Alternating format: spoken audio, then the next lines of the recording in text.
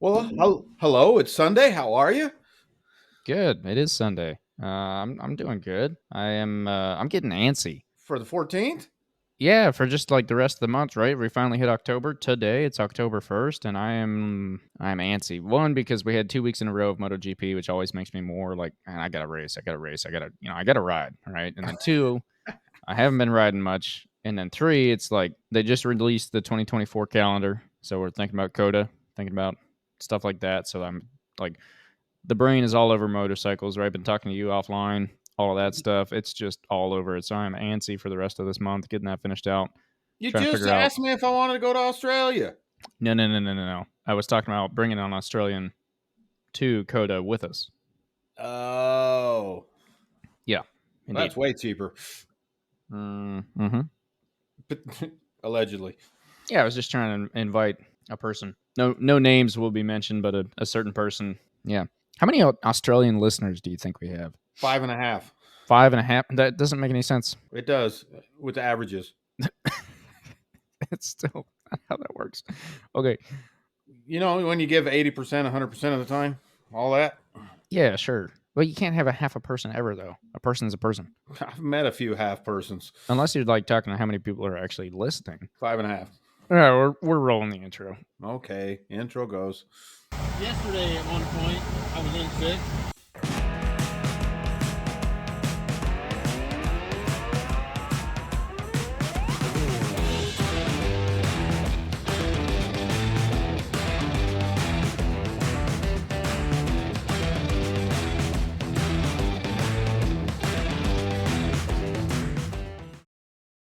And we're back. Were you working on your radio voice over the week? Yep. Nice. That was pretty good. And we're back. I like that. I had a nice subtle to it. No, back on this Japanese guy, or not. Sorry, There's a lot of Japanese people in my other Australia. my other screen has Japanese on it, so I was reading. I was like, my eye got caught up on that, and my interface, whatever, brain not work. I have to tell my funny joke. So this Australian guy at work, I asked him, I was like, "Hey, you get headaches a lot?"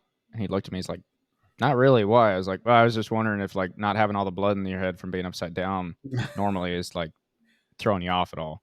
And he gave me props. He's like, I haven't heard that one yet. That was pretty good. I was like, all right. He's used What to do you hearing know? I'm good at making fun of other people. That's crazy. weird. He's used to the whole toilet bowl spinning in the opposite direction, all that. Yeah. So, the classic, where are your straps? Where do you keep your straps when you come to America? Because you don't need them to hold you on to Earth anymore. Blah, blah, blah, blah, blah. Yeah. Oh, nice. Oh, yeah. Speaking of Australians, Australians. Here we go. Here it is. how about that, Jack? What happened? Like, where has he been for the last 2 months? And who is this weekend? Are we So, talking Saturday, Sunday, the whole weekend? Like, so I'm, I, he threw his bike in a ditch and then went back out on the old bike. And I saw his Instagram. It said something about threw the new frame out, whatever, because of the wreck. So I had to use the old bike for Q2, but proved that she still got something. Blah blah blah. And I was like, okay. And then yeah, there he is, just peeking through the weekend, doing great. The rain, the rain kind of always. If so I'll stop everyone right here. If you haven't seen the Japan race this weekend, the sprint, I was amazed by the sprint. I was engaged the whole time. I thought it was a great race, or a great sprint. It's not a race all the way back. Like it action packed, right? What a sprint should be up until like the last lap. I think I told you that yesterday actually, but up until the last lap, like there were moving parts the whole time. It was sweet. The race really wasn't that much different.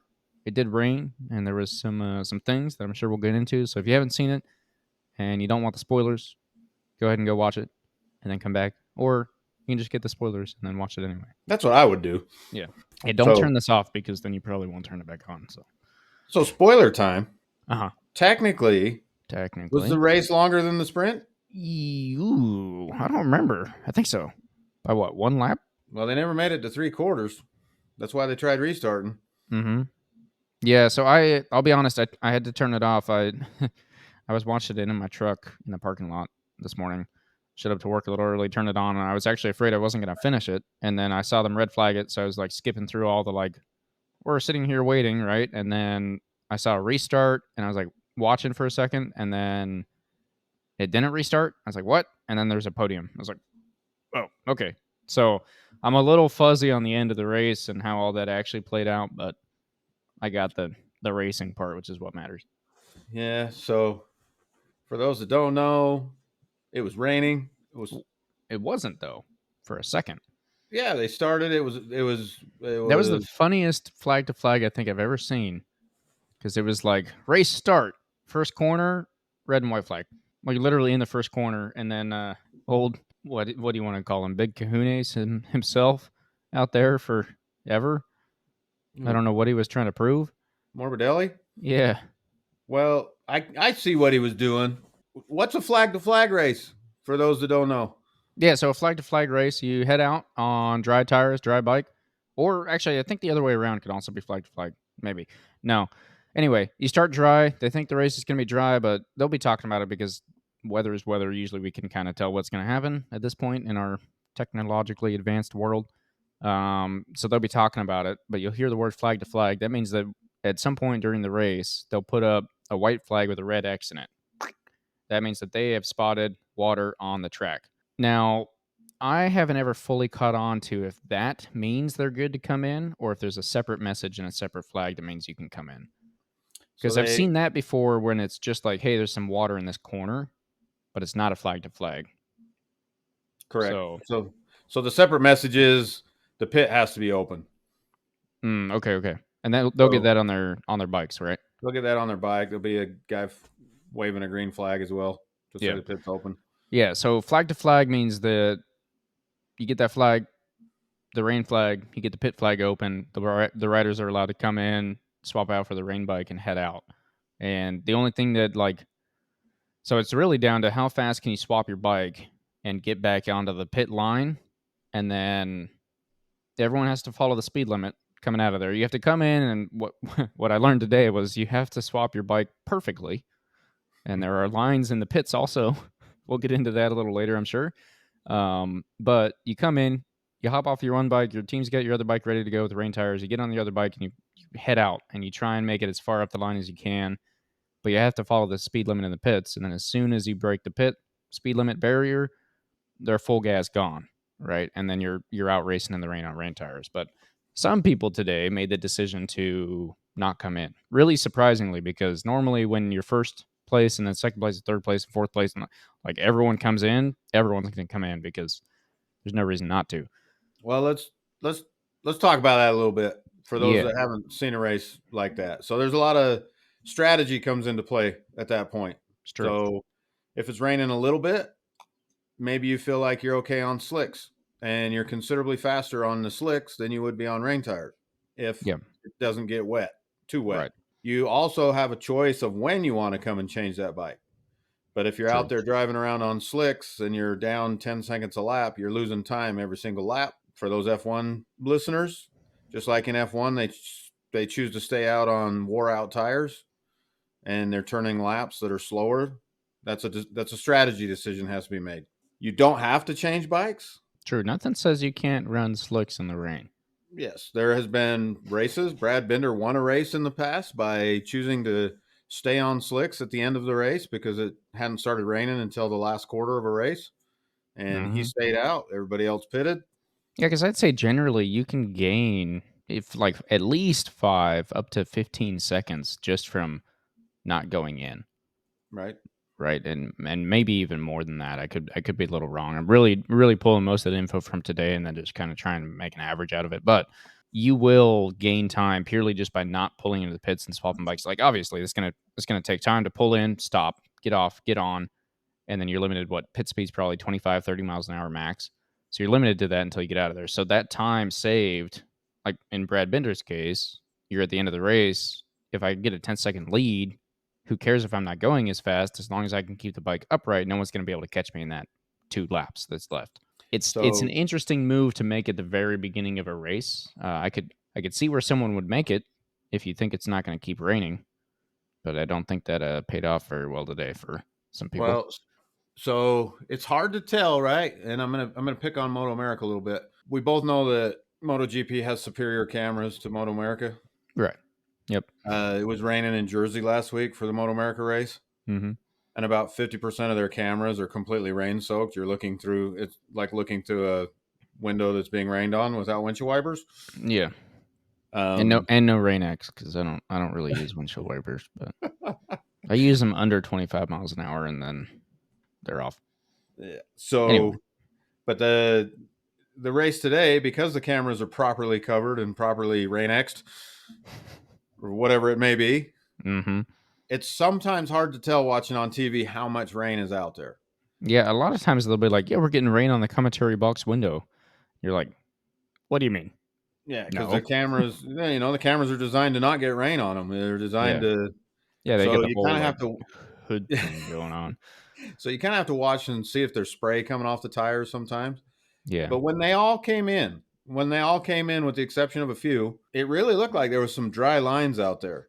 And I got the feeling watching the race that it was a quick little storm that was going to pass through. And I thought, me personally watching, I thought there's a good chance this just blows by. Mm-hmm. And those guys that stayed out are golden. They're gonna destroy everybody. Yeah, so I can't say I ever thought that would happen, but I saw him do it and I was like, ooh, interesting. Because I mean, the commentators were talking about it. They're like, if it dries up, those rain tires are going to be shot, gone, and those people either have to come back in and trade bikes again, or just try and make it on their slicks. And if you think about it, even if you get 5-10 seconds behind and the rain clears up at halfway through the race, you've got 12 laps where you might be a full second or 2 or 3 ahead of someone because it dries up and you have slicks compared to someone that is now going to have a torn up rain tire. Because if you don't know, rain tires, it needs to be raining. Yeah, they don't have a lot of surface area touching the ground, so they generate a lot of heat. Yeah, exactly. So if you run your rain tire in the dry, you will eat through a rain tire way quicker than a slick. They're just not built to run at that temperature either. They're built to run a little bit colder. It's weird because rain tires, you would think they're built to run in the cold. They still need to be warmed up. They're still going to have them on the warmers. You're still going to get heat into them, but they're built to run a little colder. Anyway, if you run rain tires in the dry, you'll burn through them super quick. That's why a lot of club racers are not very well versed in rain tires, I think. It's a general statement, but it's true. Is because it's a different world. You have to be very used to it. In MotoGP, conveniently, you have a team behind you, so they're going to tell you what to do pretty much. You're good to go. I was laughing, though. Ducati test rider was cracking me up because he stayed out, right? He's one of the ones that stayed out on slicks, and he stayed out for a while, yeah. Michelle, whatever, Pirro. He was cracking me up because he got the message on his bike eventually, like, come in now. And he stayed out for one more lap. And I was like, dude, those guys are just like, look, you're a test rider. If you put the bike down, that cost us. Right. I was just like, this guy better not put that thing down or they might fire him. But he led his first MotoGP race today. He did. Yeah, no, he led it for quite a while too, until he came in, I believe. So yeah, nobody can take that away from him. No, I'll give it to him. And I didn't think it would happen, but I mean, it's hard to not think about those, possibilities of if the rain clears right now, who's in the win, because Morbidelli and him had a 10 second lead right at the beginning, and then they got pretty far behind. But I was just sitting there thinking about it. I was like, if that rain's only there for 2 laps, all these other riders are going to have to make a decision. Do we go in? Do we not? Can we push it? How long do we push it? It just becomes such a crazier battle. And then, well, the rain kind of picked up. Came down. So to touch on Morbidelli, I don't really have a problem with what he did because it doesn't matter. Yeah. He's not on the team next year. He's not in any points contention. That was his one shot at maybe having some great result. Yeah. And then the window, I mean, he was always going to finish 17th. Yeah, true. I mean, regardless. Mm-hmm. So after he was the last one out there on slicks and the commentators were kind of getting after him, like, what is he hoping to accomplish still out there? It's either some miracle happens and the rain does go away and he's still upright, or he goes and changes rain tires and gets last. I mean, he was last regardless. So yeah. No, I agree. What amazes me is how long those racers will push slicks in those conditions. That's insane. And the announcers are like, he doesn't even have his knee down. Well, I wonder why. So last week, let me plug this in there. Last week, I mentioned, some of the things the commentators get stuck on and won't quit saying. Mm-hmm. They're back on one of the sayings from last year. Which one? Box office. Oh, Marc Marquez, he's simply box office. When he's on the bike, he's simply box office. I didn't hear that one. I might have to go rewatch and listen for that because I don't remember that. What I do remember is like they were cracking me up because they're like Marc Marquez, the king of the rain. They said that right at the beginning, right? Like crazy good in the rain, so much experience, and then he just fell back like so many positions. Which I'm putting this out there. I think if there had been a full race, he may have claimed first place. So, because as there got more rain, Mark did get better. No, he absolutely. So I don't like to, give old golden underwear compliments, but when he deserves them, he deserves them. And here's the deal. He absolutely made the right choice. Mm-hmm. And he, spoiler, was on the podium. Yeah. Yeah. On the podium, when they interviewed him, he said something that is absolutely true that kind of made it click. But when he was falling back, it was because there wasn't enough rain and he knew he would burn out his rain tire. Interesting. Okay. He said on the podium he purposely was taking it easy, hoping that it would start raining more. And when it started raining more, then he turned it up. Because there was enough cooling in the tire to...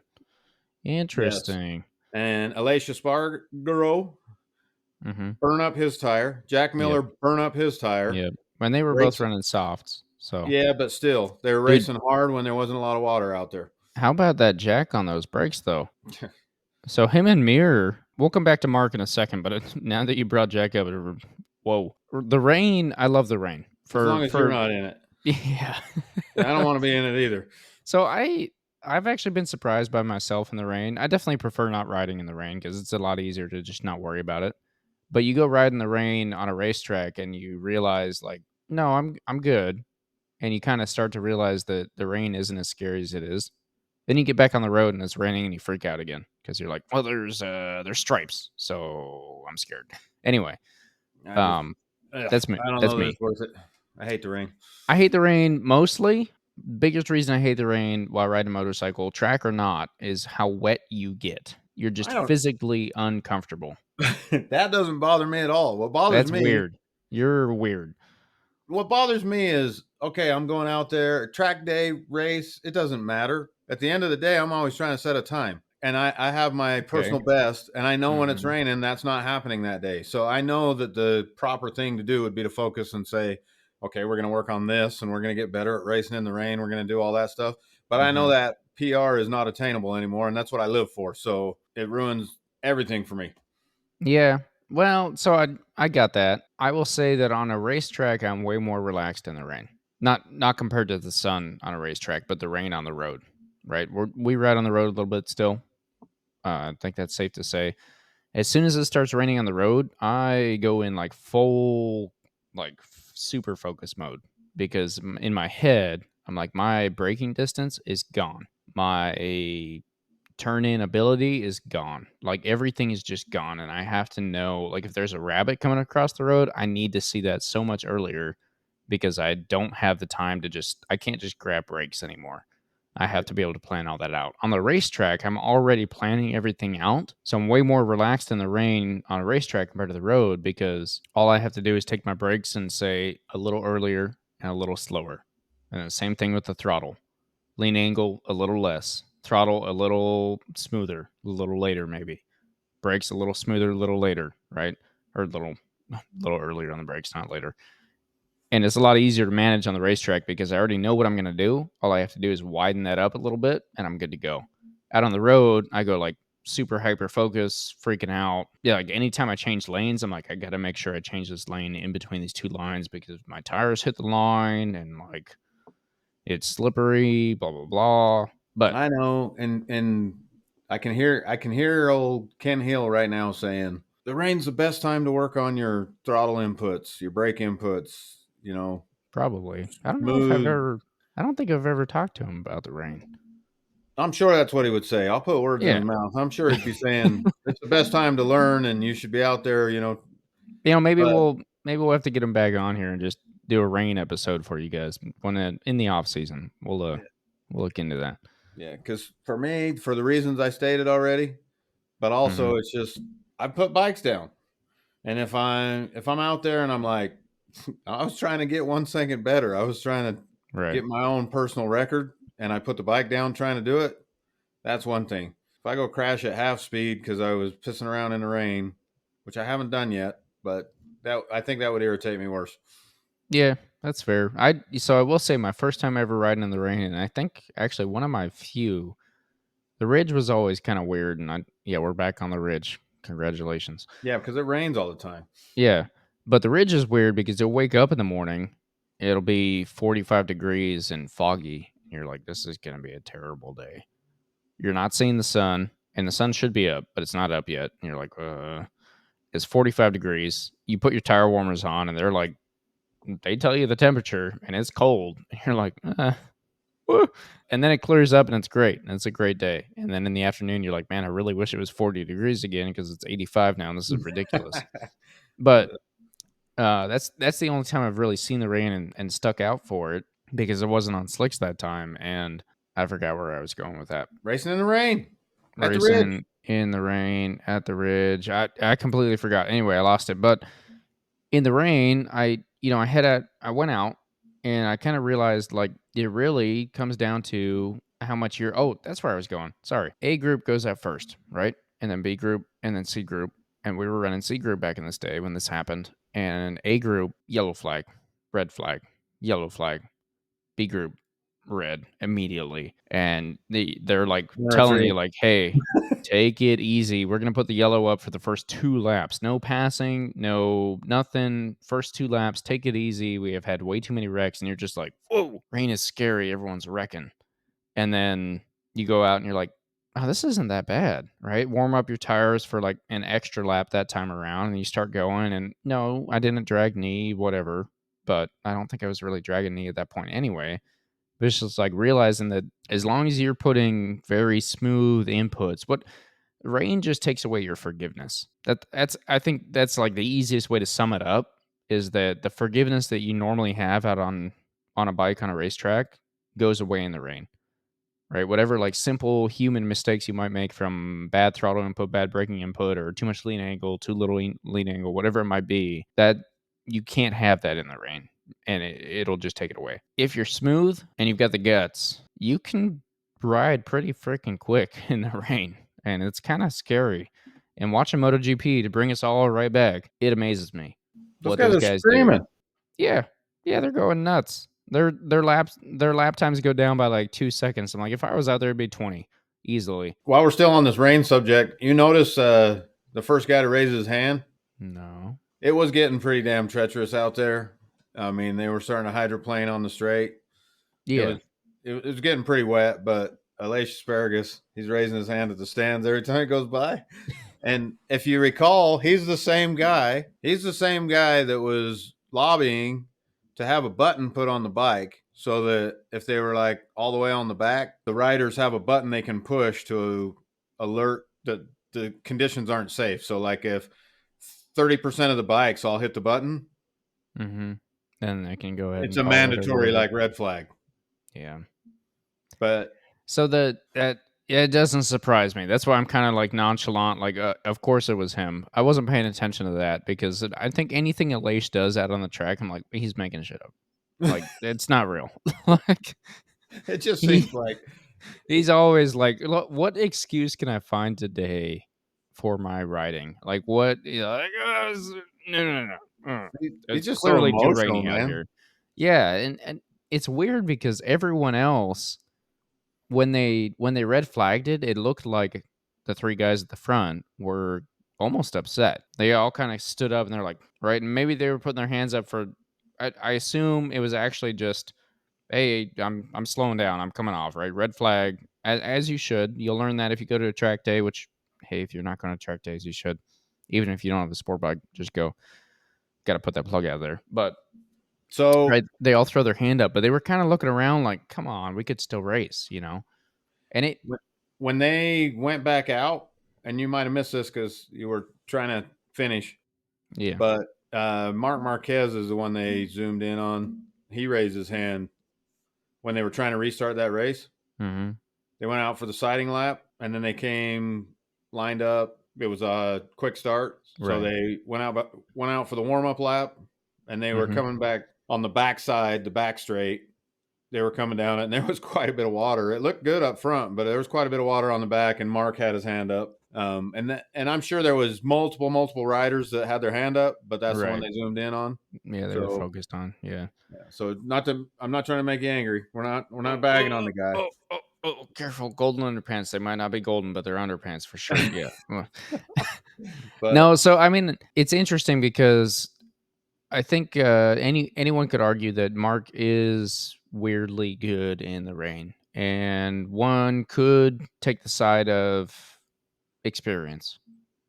He has the most years in MotoGP out of anyone out there right now, and he has the most wins. Anyway, all of that wound up. I would say in his mind he's going to crash anyway, so why not go fast?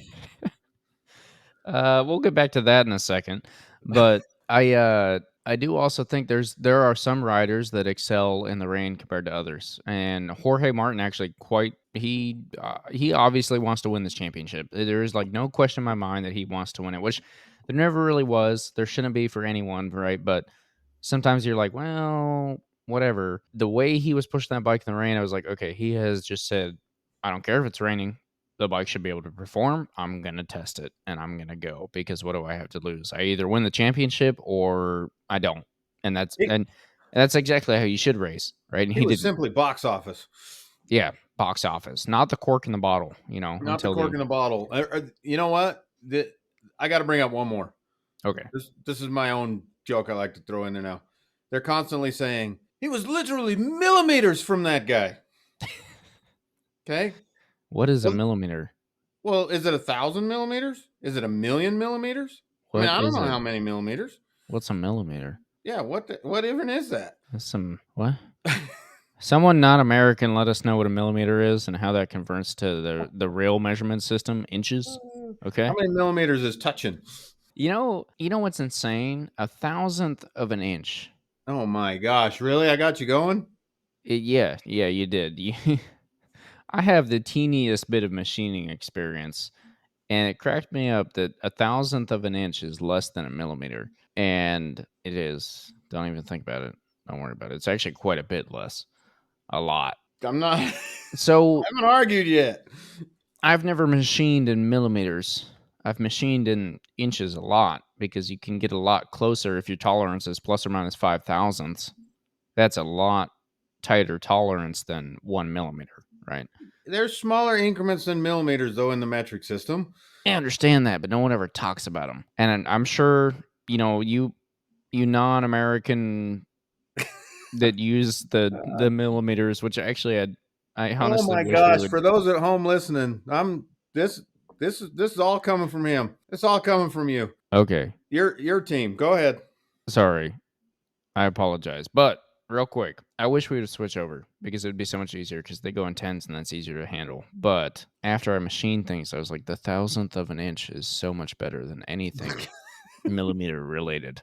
So what do you call it at that point? What's smaller than a millimeter? I don't know because I've never looked at it because who cares? You have a 10 mil and you have a 14 mil and that's a 9/16. And at that point, everything else is just standard. So also, I think it's funny that the American for being a smart guy, you're kind of a freaking caveman sometimes. That was not nice. Really? Well, you're talking about millimeters and then you start talking about like 9/16 inch wrenches. I mean, this 14 mil equates to 9/16. Everyone knows that. I understand, but you're talking about like finite measurements for milling. Yeah. And then we swing right into a wrench you would fix a John Deere tractor in the field with. You ain't fixing no John Deere with a 9/16. Well, maybe back in your day when they were small and used those size bolts, but you go out to any John Deere right now in a field and you're probably looking at least 2 inches. Yeah, and it's probably metric. I don't know about that. John Deere's made in America. Absolutely. Des Moines, Iowa, and other places. I'd But be willing to bet that they stayed standard just purely to keep their own wrenches and because they probably have like money in DeWalt or something. I don't know. oh man, we're It digging all deep. comes Let's get back to back to money. At racing. the end, it comes back to money. All right. Jack Miller on the brakes, down the straight, locked him up. Him and John Muir going nuts in the rain. How, in the words that I cannot say, do you keep a bike upright when you're doing stuff like that in the rain? I don't know. Okay, so I have like almost fallen over walking down my driveway in my flip-flops in the rain. Yes, I wear flip-flops. Here we But go. Oh my gosh. right, how can you be going down the straight at also it makes me mad. In MotoGP, I understand most of the races are out of America, but they always bold the kilometers per hour. I'm like, from 300 to 72, that's insane. And then I have to look down and be like, oh, what is that? And then it's gone before I can like actually math it out. But anyway, from really fast to really slow in the rain. I don't know how Joan Mir kept his bike up in the rain, period, since he can't keep it up in the dry. They got a new bike. Their bike is amazing. Yeah, apparently. I'm gonna put it out. Mark ain't going anywhere. Because You of heard that it? amazing bike, he refuses to ride anyway. You heard it in the press conference. He ain't going anywhere. He said, maybe I like it a lot. And he's like, maybe not. Like he said, maybe I like it a lot, paused, and realized that everyone was like, oh, you're staying at Honda. He's like, or maybe I don't. Sorry, I didn't say anything here. I'm not making my announcement yet. So my gut tells me that he's staying with Honda also, but until Grassini signs somebody.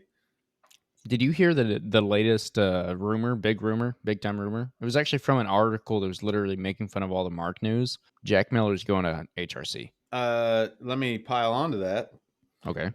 They let Jack Miller do some interviews for MotoGP today. Did you see that? I didn't. So he got to be a pretend journalist for a bit. Okay. Interesting. So he found Mark Marquez. And he stuck a microphone in his face and he said, Mark, where are you going next year? And Mark said, I'm going to your house. He said, I'm going to your house. And Jack said, you can have it. Oof. What does that even mean? I don't even know what that means. You could take that so many ways. Yeah, but the announcers also talked. They talked today about Pedro Acosta threw them all for a loop because for the first time, like that kid is fairly arrogant, right? Mm-hmm. And I don't know if that's the right way to put it. Confident. I mean, he's confident. He knows what he wants, and he's not afraid to ask for it, and he thinks he deserves it, and he may very well. Don't get me wrong. Probably does, yeah. But he just flat out says, hey, I have a contract. I'm going to MotoGP next year. He's made no secret of that. Like, that's just how it is. Well, and I mean, if KTM wrote it down and he signed it, then why not? Like, why keep it a secret? Devil's advocate. They wrote on a piece of paper that Jack could be there next year, but that still came up. Yeah. So, but yeah, I mean, that's a weird thing about contracts is like, who can break a contract? What does it cost? Like, obviously, we never read the fine print.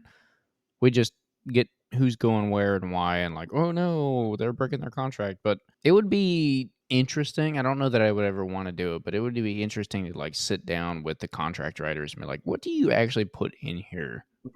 Like, what? Like, you have a contract for 2 years. The only thing that matters is that you'll get paid this much, right? Or whatever it might be. But if you want to break it, you're gonna pay us this much. Well, what if the team wants to break it? Like, honestly, what if Honda said, well, we don't want Joan Mir. He's terrible.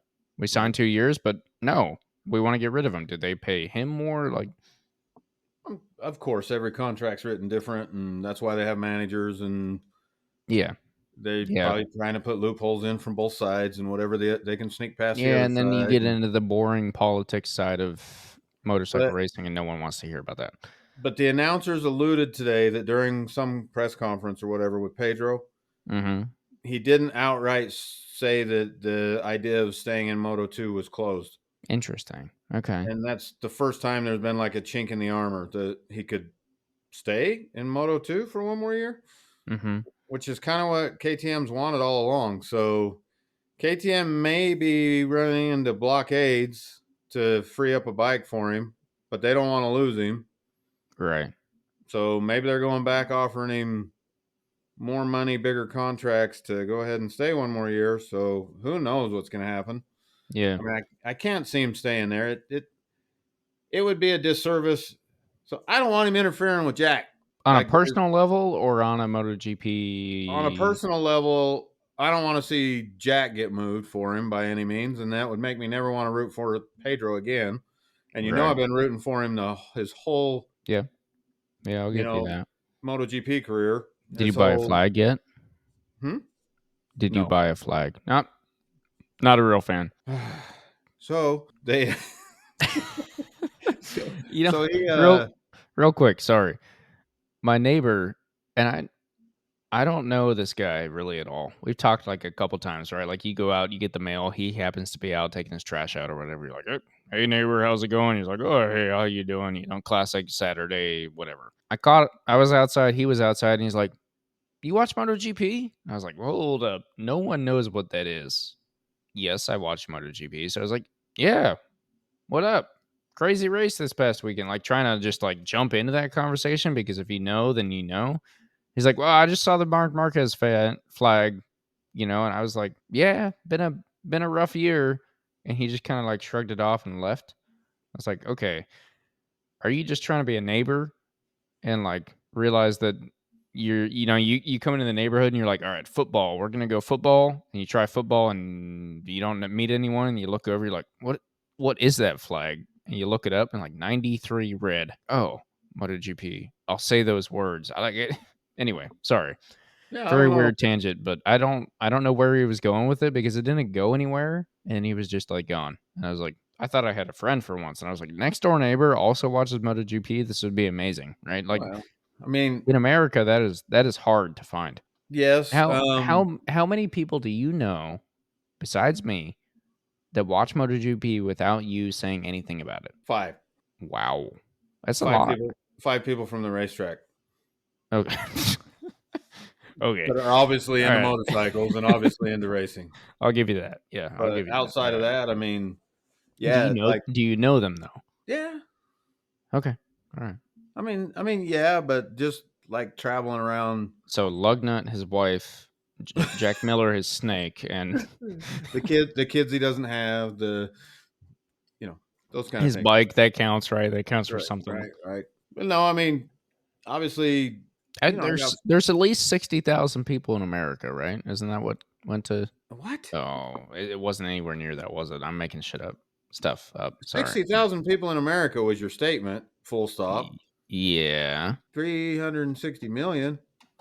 Hang on. That's not how many people are in America. I'm just telling you, your statement was there's 60,000 people in America, full stop. Of the America's attendance. Oh, I put a W at the end. COTA attendance numbers. Oof. Fewer than 25,000 people. Okay, so I'm stretching a little bit, but are you serious? Yeah, well, that's what Reddit said, which, I mean, Reddit might be the most accurate. Oh, no, that can't be. That cannot stand. Come on, America. How many people are at MotoGP attendance? In France, it was 278,000. How many people go to MotoGP in Austin? This year's race forecast to have 440,000 people attend, up from 400,000 last year. That was in October of 22. No, they are not. Oh, that's for Formula 1. F1 and MotoGP weekend share idea mooted by. That's weird. F1 and MotoGP weekend share idea. Okay. That's Europeans enjoy Austin as they flock to COTA. COTA rarely gives out attendance figures anymore, but in 2016, 3-day weekend attendance of 131,000. Because the numbers I've heard are more like 70 on the day of the GP. Right. That's why I said 60, because I figured that was a pretty reasonable. This is where Wikipedia, and I haven't clicked on any websites yet, but they say roughly 440,000 people attended the event, breaking Formula One's attendance record of 400,000 set at 2021. What? Who's in there writing Wikipedias for them? Ooh, here you go. 2,427,928 spectators over the course of the season, minus COTA. Ford's numbers are not, so they don't release numbers. Capacity of 120,000. The best I can get is Reddit, which says fewer than 25,000. So I'm gonna take that as the most accurate, honestly. Anyway, at least 20,000 people out of how many did you say total in America? 360 mil something. Yeah, that's a really good percentage. This is terrible. We should just turn this off. The podcast is useless. Don't turn it off. Okay, I won't. Use your magic fingers over there and see how many people went to. Well, if COTA don't release the numbers, see if Moto America released the numbers for them. Moto America attendance numbers at COTA 2022 Moto America COTA attendance up 7.2%. without a number. So that could be 10.5 people. This is from the Moto America website. Attendance up 7.2% for Geico Motorcycle Moto America Speed Fest at Monterey. That's in California. That's not even the right. Circuit of America set on. That's just talking about it. How much do you get paid in Moto America? Who won Moto America champion? COTA attendance numbers for MotoGP again. They don't have it. That's not. Yeah, no one cares. Okay, let's get back to the race. Hang on. You've seen it. You A were there. hang on. The Red Bull Grand Prix of the Americas, a combined MotoGP and Moto America event at Circuit of the Americas near Austin, Texas, drew a 3-day total of 131,881 spectators. So that would have been 21 in 2016. Okay. That's like all the actual info I have. Sorry. So I still think the numbers are good because I know my better half was looking into that pretty steady because we were curious. You were there this weekend or this year. Correct. Yeah. And I've been there more times than that. And it's kind of the same every year. Friday, there's just the hardcore fans are there. Saturday, same people, the hardcore fans, but you start getting a few more trickling in, and especially with a sprint race now. Yeah. Yeah, the sprint has. And then Sunday, at least for that one race. I mean, it's kind of sad, honestly, because, I mean, it's you were at a USBA race, right? Yeah. And you mentioned how the bleachers fill up for the King of the Mountain race. Yeah. But there's some pretty decent racing going on all day long. Yeah, honestly, yeah. There's good racing going on.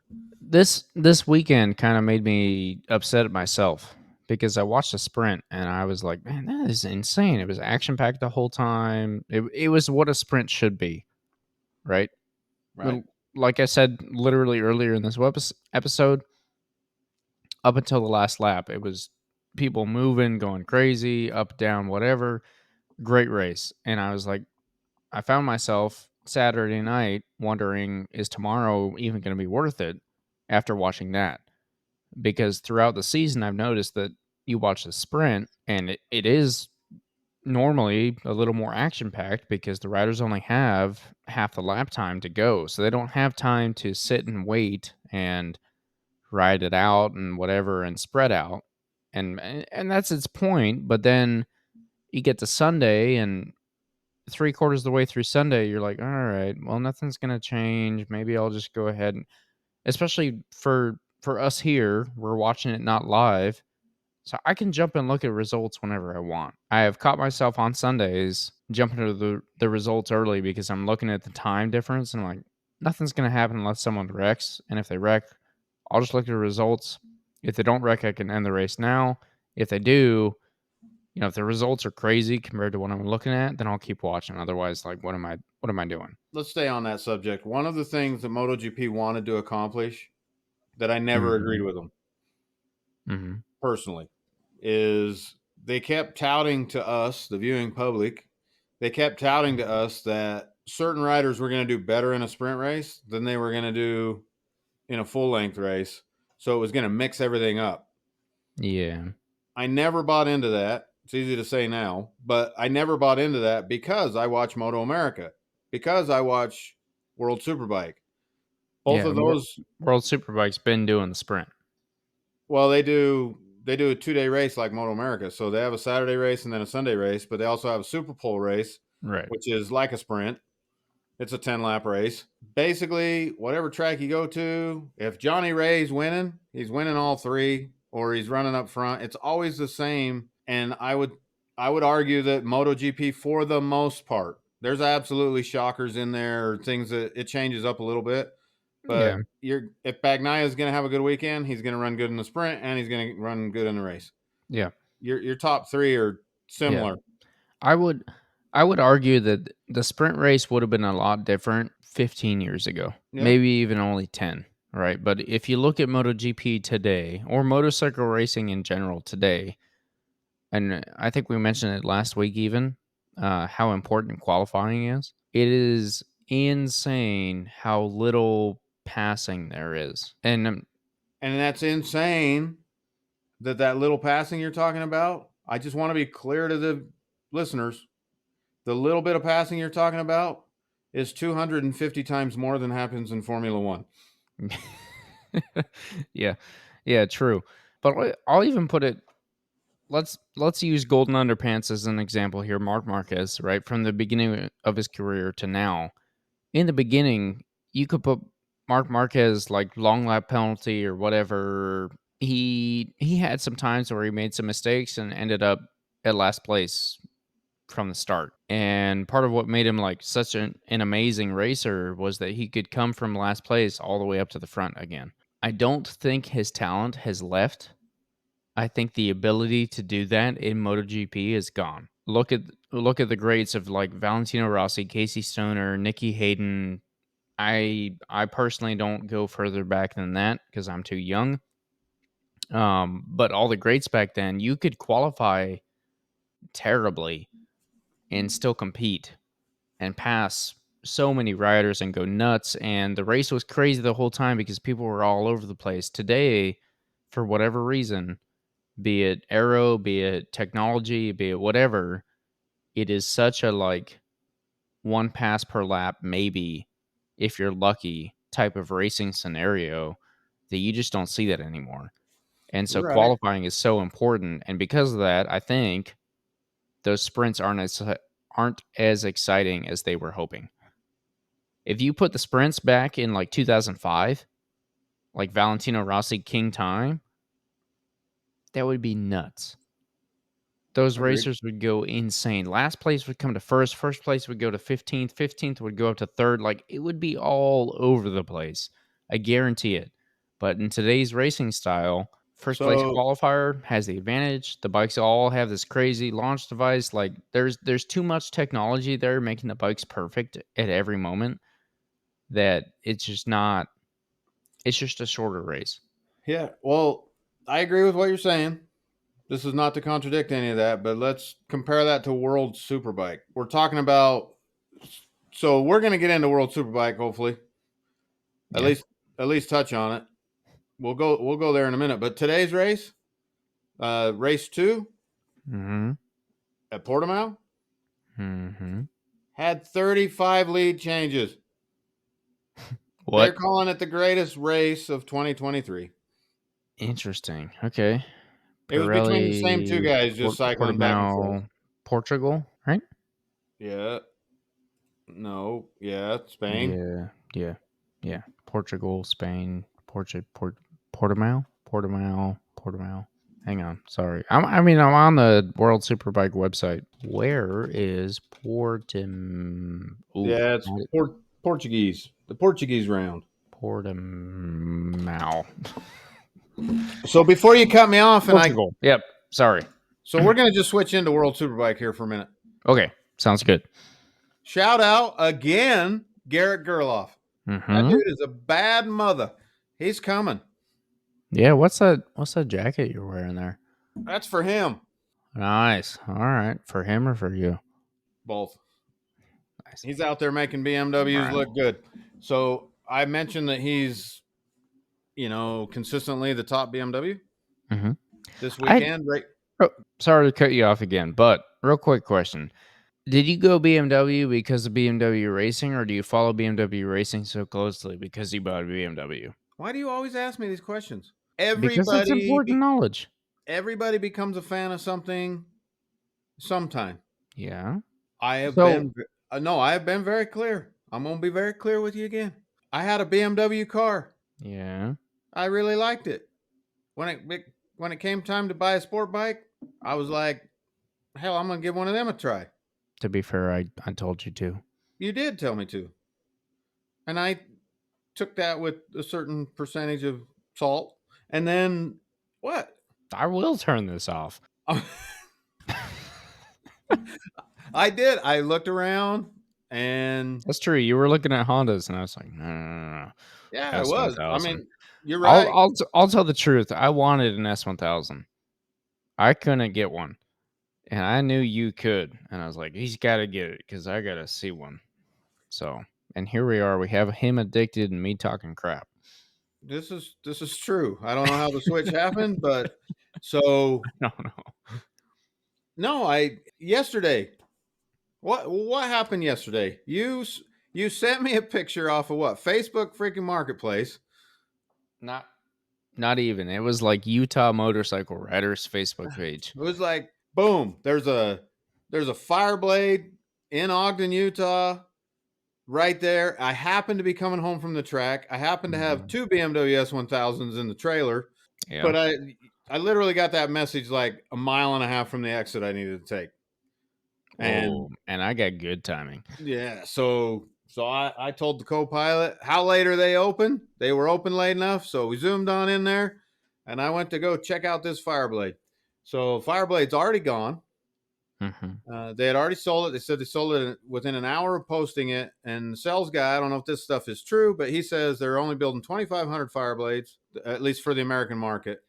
I think that's true in that color scheme. Maybe, but regardless, they're so hard to get a hold of, apparently, right? That people are willing to throw money down and go nuts to try to get one. Right. He claimed that was the only one the state of Utah had got. And again, it may be color scheme. Yeah. And this is the R.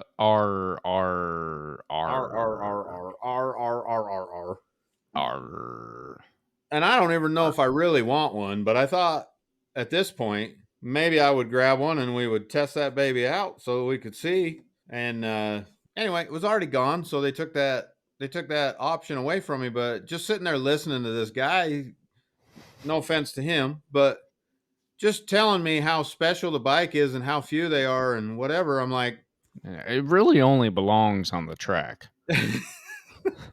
Much like the H2. Go ahead and leave your comments below. Compare for me, please. Please, the audience, please leave a comment. H2 compared to CBR. Yes, CBR 1000 RRSP. Sorry, RRR Fireblade SP. I think. I don't know, but yes, whatever. just elaborate a little bit more. The dealer said, the sales guy said that the Fireblade is as close to a track bike as you can get that you can buy direct. Did he say track bike or race bike? Race bike. Okay. But for a track. He was implying for a track. Right, but it is funny. Just want to point that out. Salesmen will say race bike. They've never been to a racetrack. Guaranteed.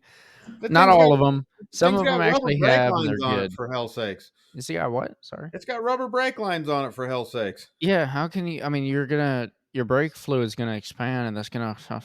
So, no, but he said that really it shouldn't be taken out on the road. It should be a track only bike, which I've heard. That's true with all of them, but except for the BMW because they have cruise control and heated grips. But okay, in the same sentence, the guy says, "Not unlike the Ninja H2." I feel like if it had been sitting there and he had said that, you would have said, "I'm out, gone, sorry, nope." Yeah, like let me speak to the motorcycle salesman of the world for a little bit. And I'm not a salesman, so I don't know. And I understand that I'm not trying to put disses out there on you. But when you're talking to motorcycle riders, you need to be very careful when you're selling sport bikes, especially high-end sport bikes. Because if you talk to someone that goes to the track regularly and you say things much like this, it is clear that you don't know what you're talking about. And my boys out there listening, they go to the track regularly and have had a similar experience, please back me up in the comments below. It is painfully obvious if you have ridden at the track or not. And making a comment like that makes that extremely obvious. I understand that you're a salesman. I understand the H2 is a crazy bike and it goes wicked fast. But I also understand that anyone that goes to the racetrack often would pick an H2 below almost anything else. 1000s, 750s, 600s, your parallel twins, maybe even down to your 300s. We all kind of are curious what an H2 would be like, but have almost zero desire because we realize that it's all power and the handling probably isn't there. Just letting you guys know, if you're a salesman and you're listening, it's pretty, at least for you. I mean, you drive a truck with a trailer. The trailer literally has track stickers on the side of it. It's kind of obvious what you do. That's a bold comment to make to someone that literally just came from a racetrack. Just saying. Okay, That's did you all I kill got. that guy? Sorry. Let's go Huh? back to World Superbike. Yeah, World Superbike. Yeah. You're trying to- BMW. That was a long tangent. Sorry. So Garrett Gerloff seems to be getting better every stinking week. He did get better this week. He did get better this week, but he had a high and then a back to reality, and now a high again. So he had a fourth and a fifth, I believe, 2 races ago, and then he had 2 top 10s the last race, I believe. I don't know exactly where, but now he's finished 4th in the first race, 4th in the second race. And he qualified 5th, right? No, he ended up qualifying like 9th. Oh. So they have a Super Pole. The Super Pole sets resets. the... Yeah. Okay, that's right. So yeah, because that's the argument, isn't it? Which one is better? Yeah, I have mixed emotions. I think it's nice to have both. Because so let's say Bagnaia is obviously the fastest guy out there. Jorge Martin, whoever you want to insert name. Mm-hmm. They're obviously the fastest rider, and in the sprint, his bike blows up. He's went through all the regular qualifying. He got the pole, but then his bike blows up on the first lap. And purely bike. Yeah. Then, since you had a bad sprint showing, now it screws your race day too. After doing all the work to get that pole, I don't like how that happens sometimes. Right, but if you have non-bike related issues, it kind of makes sense, right? Like if you wreck out of the race, because but even a wreck, so but it weighs in, right? Because if I know that, let's pick on Jack. Jack has a lot of races this year where he goes out and he had qualified good and then he falls clear back. Mm-hmm.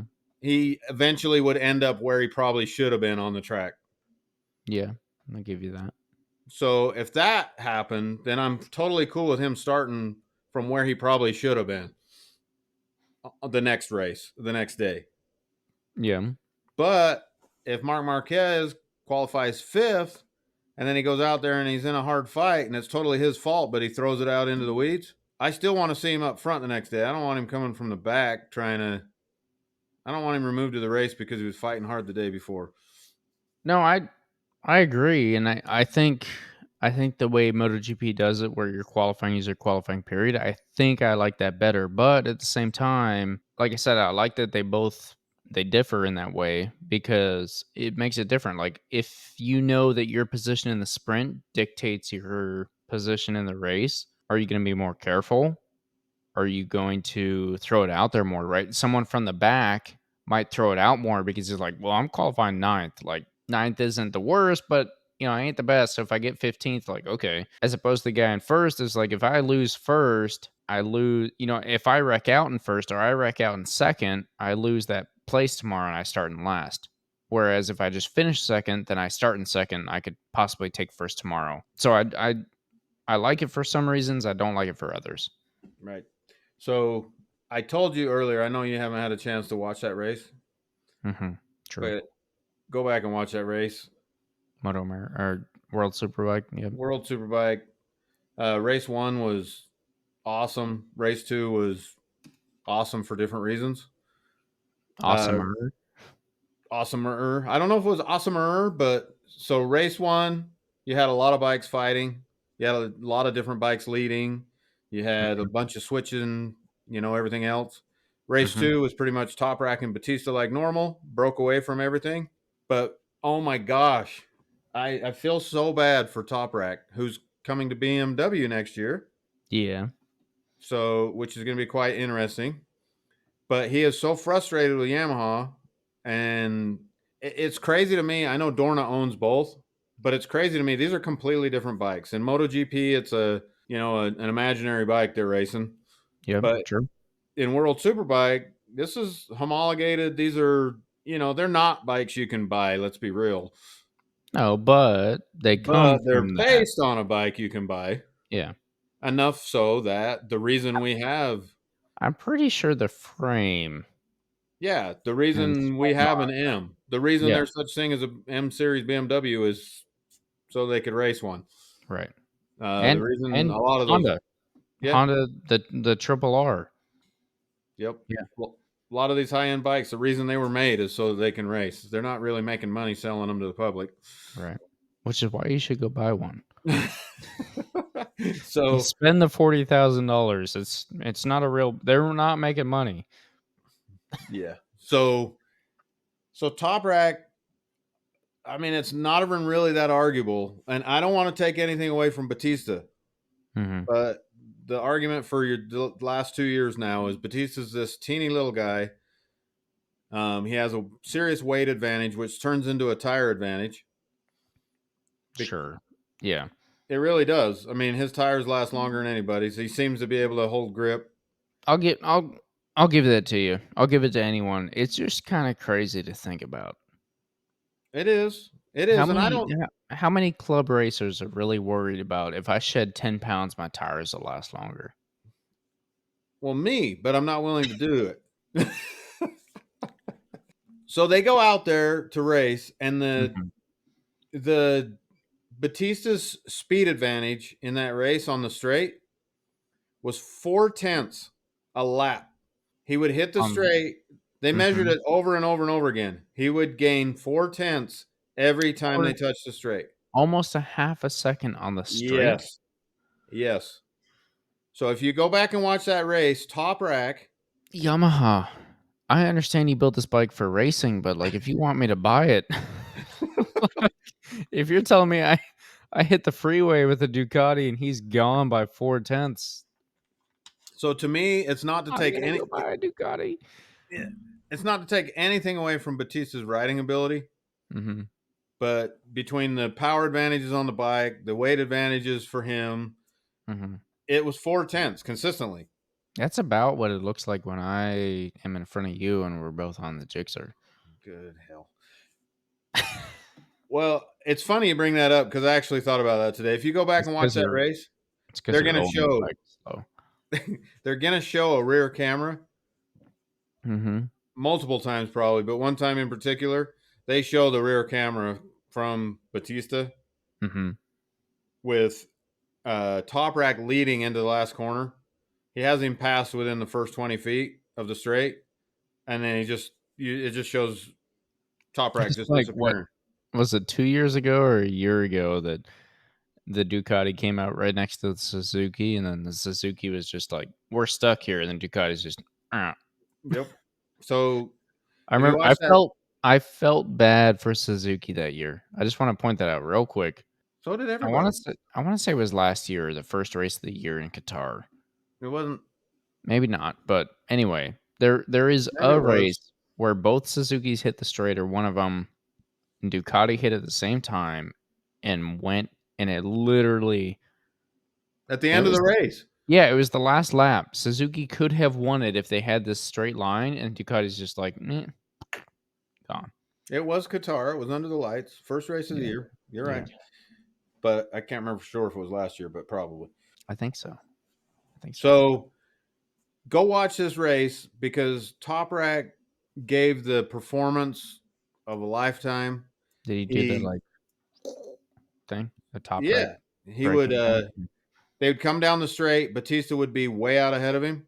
And he would just fly into corner one on the inside and totally block passing. Like ridiculous, right? And he does it. I mean, it's a 20-lap race. He did it like 18 times. So they'd come back around and he'd be fighting. They'd come back around. Batista would blow him down again. The interesting stat, if you look, true as you can tell it, Top Rack probably led 80% of that race. Until the straight every time. But Batista led every lap. Yeah. If you just look at the stats, because that is so take those 0.4 away every lap. How much would he have won by? The Top Rack could kill him. He kills him everywhere, and that's true every weekend. That's insane. It's true every weekend, but it's never really shown. This race, it's just shown like terribly. But if you want to see something really sad and funny at the same time, Toprak. So even the announcers are saying, "Oh, now that Batista's cleared him, all he's got to do is get enough of a lead. If he can hit the straight in the lead, now he's going to leave him, and the gap will start to grow, and then it's over." And Toprak would find a way to get back in there and get him back. It wasn't always in corner one. Sometimes it was 5, sometimes it was 13. It was a great race, but he consistently got blown down. I'll bet every lap he got beat on the straight because it was that close from start to finish. At what point do you give up? Well, that's why Toprak's going to BMW, I think. He's going somewhere where he's hoping that they'll get their braking. He's hoping that they'll do those things, but he knows they have top speed. Have the power. Yeah, because that's got to be insane. Like, can you imagine being a racer and you're like, I've got this guy? And it would be one thing if you're like in a track day scenario. I've done this before, right? On a 750 compared to 1000, I outbrake it literally an S1000. I outbrake him into corner one. I'm like, ha, I got you, man. Or I pass you on the outside in corner one because you're not taking it as fast, right? And then 3 corners later, we get out of it and we're on a straight and you blow me down. I'm like, it's all right. I got you. But after like 5 or 6 times of doing that, I'm like, okay, dude, like, get out of the way. Yeah, you can see that I've got it. Why don't you follow for a little bit and watch and try and break with me and then pass me legitimately in a corner somewhere? Like, that's got to be discouraging. Just So that's what I was getting at, and we should find the picture. I need to figure out if I can find the picture, but I had to pause it, and I don't know if you can. So at the end of the race, Toprak somehow miraculously passed him again. Okay. Toprak led into the last corner. They came onto the straight, the same thing that had happened every time, and I think Toprak was trying to set it up. I think he was going to try to jump in front of him, try to block him somehow. Didn't work. Batista pulled out, blew him down again, and passed him going over the start-finish line. So Batista wins. Toprak leads 80-85% of the race. Right. Batista stood up on the foot pegs and was punching it like a pro. He was punching that Yamaha like a pro wrestler. He was just full stand up on the pegs, just dropping. Wow! Oh my goodness! Just punching his bike, frustrated.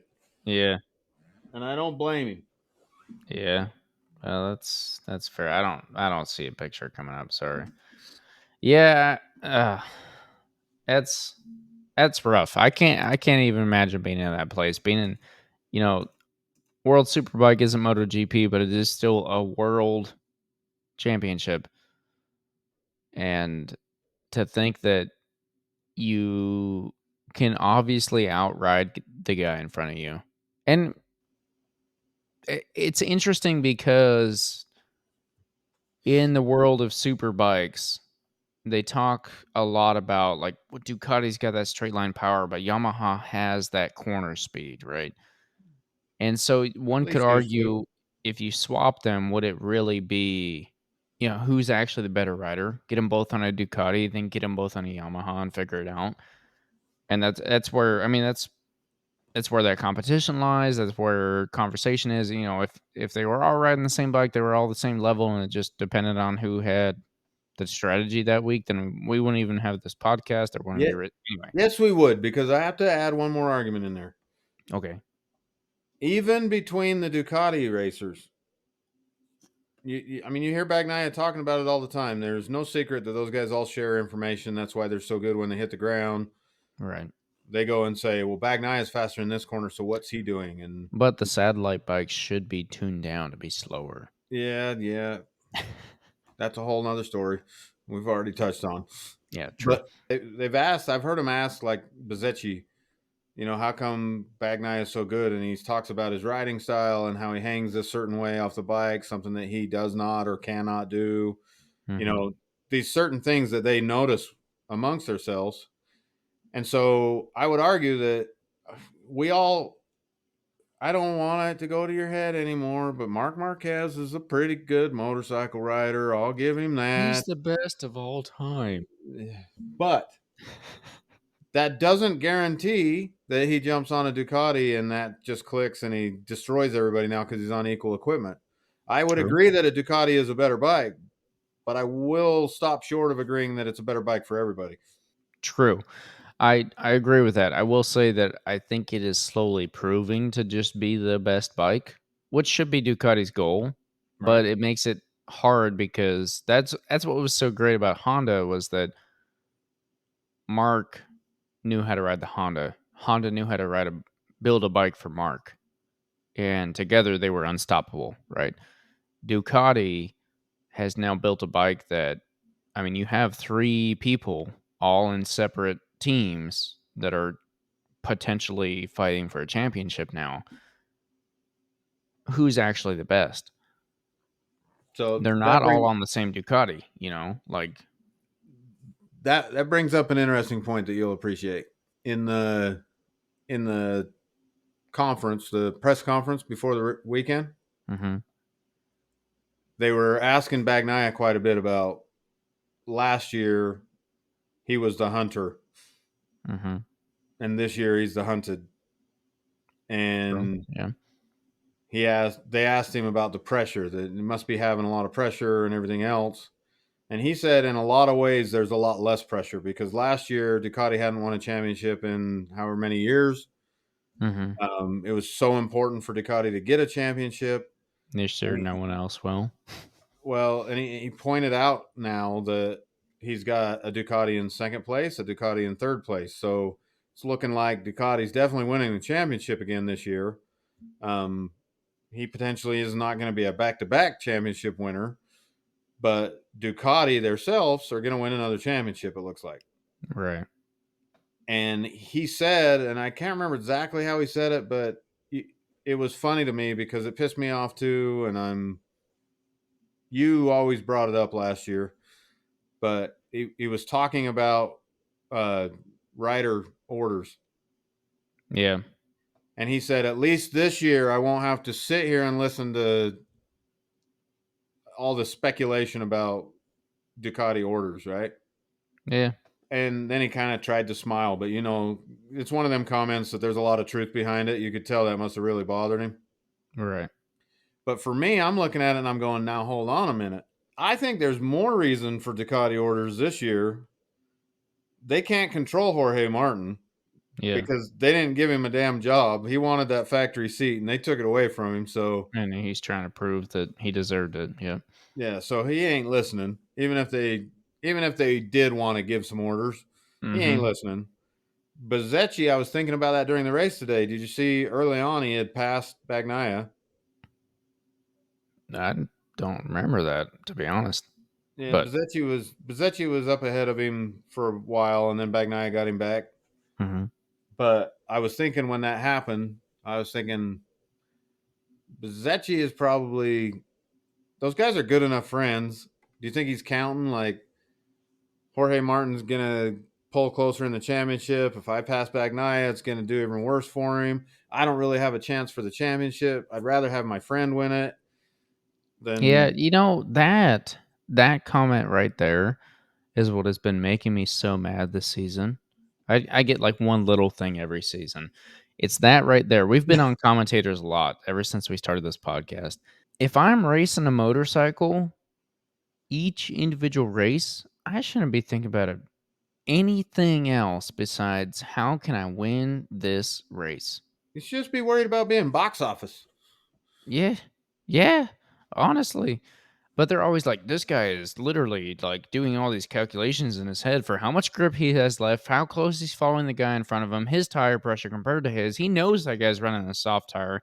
He's on a medium, so he can catch back up to him later. But that guy has the world championship in the bag. He doesn't. So if he affects that, then no, man. He's looking at that guy in front of him as the next guy to pass.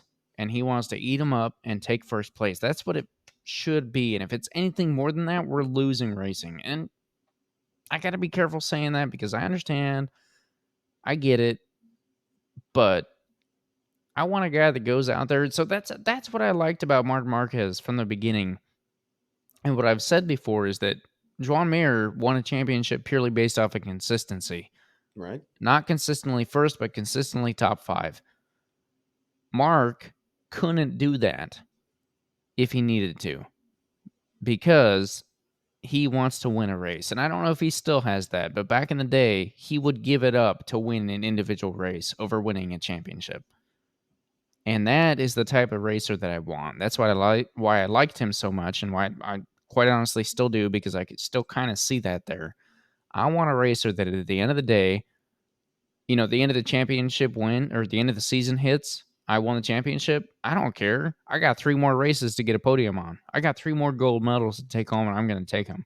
You look at Fabio Quartararo a couple of years ago when he won his championship, he dropped off after that. Right.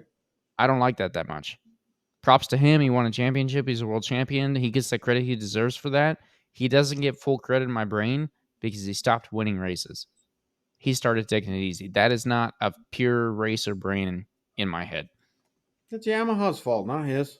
No, and again, I understand there's ups and downs there, but in my head, if you are a racer purely at heart, you want to win every race. You want every gold medal. You don't care if you already won the championship. You don't care how many points there are, who's taking it, whatever, team orders.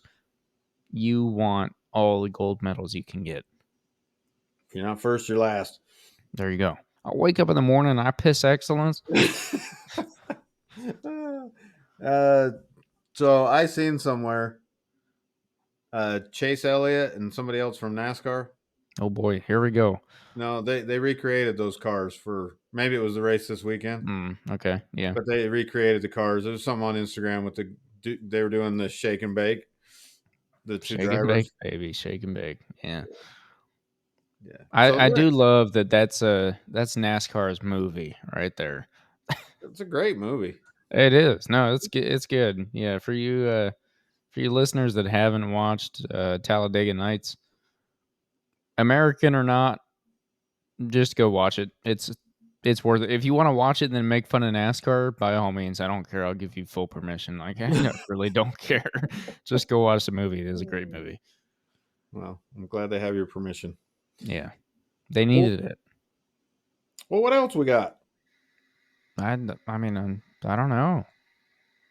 Jack Miller going nuts. Rain race in Japan. They got red flagged, restarted, and then done again. The championship is 3 points. It is insane. I've been happy about that. I've been mad because my fantasy, I'm like rooting for people that aren't on my team, and then I'm like, I shouldn't be rooting for this guy. I need my fantasy team to do well. Whatever. Forget the fantasy. Root for the guys you like. But the championship is not. Moto America might not have been the season that we promised, and World Superbike maybe not either. I don't know if we really promised anything there, but I will say that MotoGP has not given up this year, and those racers want it. Jorge Martin, once again, he is just staying there. It seems like Bagnaya's got nothing for him. I mean, if you math it out, I think... No, that's not true, because it's 5 points between first and second, 25 and 20 points. And you got the sprint in there, whatever. Yeah, and then the sprint's half points, so it makes the numbers a little funny this year. So it's interesting, but I haven't seen a MotoGP season go this long without a champion in a long time. So we've got 4 or 5 races left. Let me scroll and make sure that's accurate. I think 6. Yeah, 1, 2, 3, 4, 5, 6. Yep, you are correct. Yeah, because Qatar is at the end of the season this year. I did see an interesting stat that you would like. Did you know this was before the weekend? So I don't know. This could have changed after the weekend. But if they didn't have a sprint race, if you only take the score of the race, Bezecchi was leading Bagnaia by 4 or something like that, and he's leading Jorge Martin by 10 or something. Interesting. Okay, so maybe Martin is the Saturday wonder, the Super Saturday as they call it, the Super Saturday guy. Yeah, I think him and Bagnaia, at least going into the race, were tied for sprint podiums. Interesting. I don't mind the sprint. It has made me a little upset at myself for not being able to pay attention long enough for a full race, whatever. Yeah, But so we got a little off subject there, but to go back to that, just to give my 2 cents. Mhm. The sprint, I wouldn't change it now. I've gotten used to it, love it. I watch every single race I can find, Yeah. whether I know the guy's racing or not. It has watered down the GP a little bit Yep. for me because I don't get as excited anymore for the Sunday race. I don't miss it. Of course, I watch it, but I used to just be, the anticipation, the build up for 3 days to get to that race, and it was finally there, and you didn't know how they were going to do. Now going Right. into Sunday,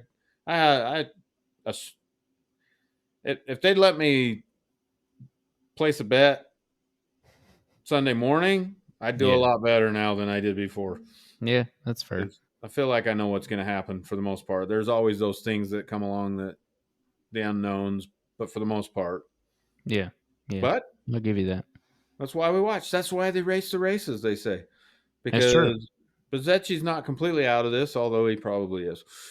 Probably, but what's insane is like Martin could wreck next week and Bagnaia. They could take each other out. There's no orders out yet. They're both fighting for the championship. I think one of them specifically is too robotic to make that happen or to let that happen. But if they both wrecked out, Bezzecchi's right back there. I don't know, you say that, but in the same breath, Bagnaia is the one that keeps screwing himself over this year. That's true. The Yeah, robot's made a lot of mistakes. let's not say keeps. He has done it a couple times, but for the most part, he has run a very, very clean and good season. He's either top 3 or he's crashed. Yeah, which like that's I don't. impressive. The only downside is that Jorge Martin has also run a very clean season. Right. It is insane. So yeah. Real quick predictions next year. I think actually Mark's going to stay at Honda. I think there's a possibility, and it would be insane. Mark goes to Ducati for 1 year, figures out all the secrets, brings it back to Honda. No. And yeah. So Yeah. that he can be the Japanese savior. Yeah. No, I started thinking about it. I was like, why not? Why doesn't Honda just say, oh, we really don't want you to go? Get over there and get all the secrets. No, we don't want you to go, Mark. Don't go. I'll tell you why, and this ain't a golden underpants, but he does not strike me as the rider. There's some riders that are technical and they're in there trying to turn wrenches with their mechanics, and then there's other riders that are not. And Mark is not. He says he's working with the team. He says all those things. They have to work close together. But he goes home for the week and then comes back. I get more the feeling he goes home for the week, comes back, and then says, "No, this is still shit." I don't see him as a highly technical. As a lifelong Mark Marquez fan, having watched every single one of his races, documentaries, and everything else, I can say from all of the media info put out, what the world thinks of him in general, according to the videos and whatnot put out of Mark Marquez, is the complete opposite of that. Interviews with his team, with him, with other people in MotoGP, with other riders that have been alongside him in Repsol, is that he has been one of the most involved riders with the team that MotoGP has ever seen. One of the most, what are you doing with the bike? This is what I'm feeling. I think I need this changed, right? Like I'm going in the corner and the front is dipping too hard.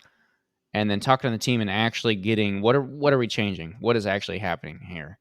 Whereas I would say someone like Alicia Spargo comes back, he's like, this is terrible. I cannot ride it like this.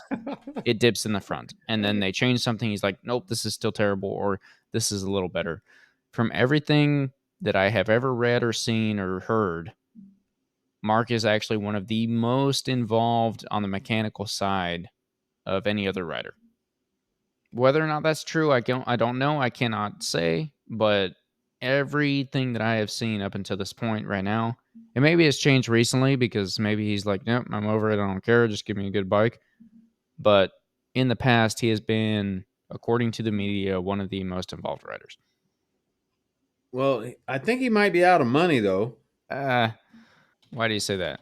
So let me see here. 1, 2, 3, 4, 5. let's see. 1, 2, 3, 4, 5, 6, 7, 8, 9, 10, 11, 12. I have to go back 13 posts, 13 Instagram posts to see that girl he hired to be his girlfriend. Okay.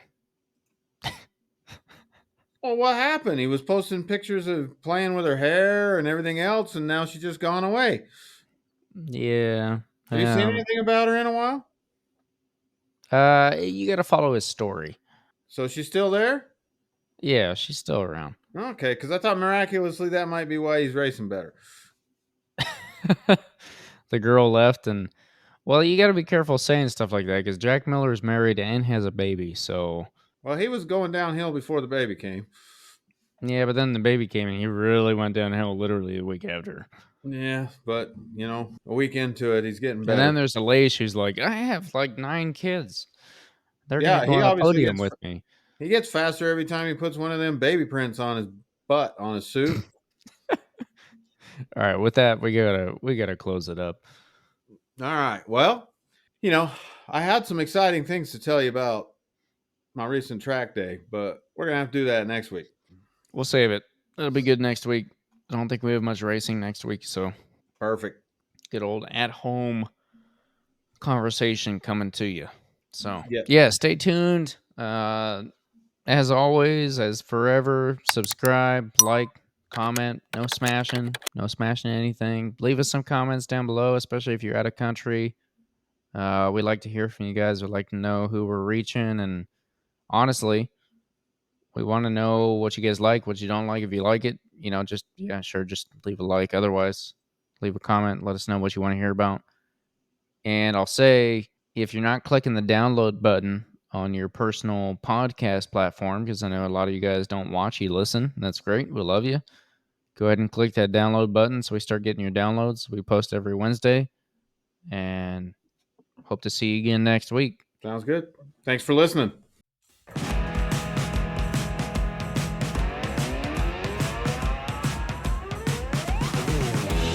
I did find a 2018 Gixxer 1000 that's Moto America Stock 1000 race built for sale.